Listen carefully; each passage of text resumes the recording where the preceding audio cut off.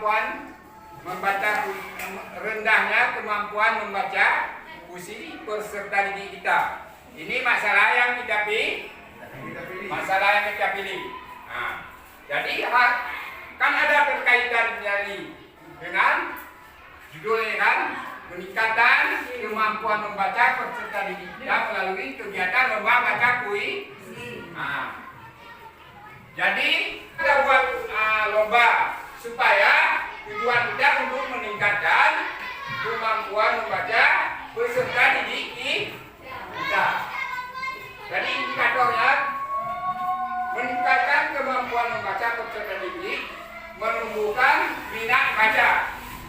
Jadi dengan adanya kita memberi motivasi atau penghargaan, anak peserta didik kita bisa tumbuh minat bacanya.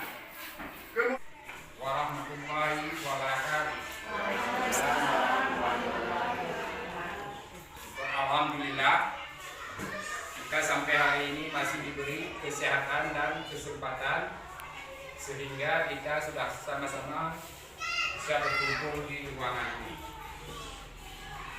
Selawat berserta salam, jangan lupa kita panjatkan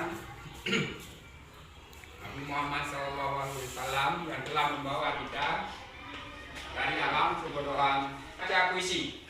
Nah,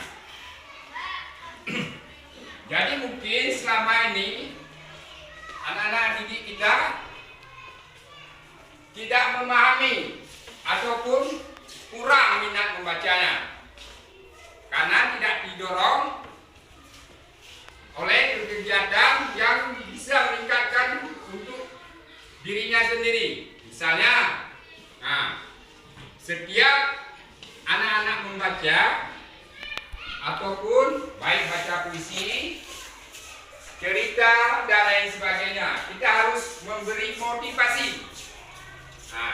Motivasi ataupun dorongan baik dari sekolah, guru, wali murid, lingkungan sekolah ataupun pihak-pihak terkait. Bagaimana anak didik kita supaya kemampuan membacanya meningkat. Nah, jadi di sini nanti kita untuk meningkatkan minat baca anak-anak kita buat nanti misalnya harus nampak ini ya.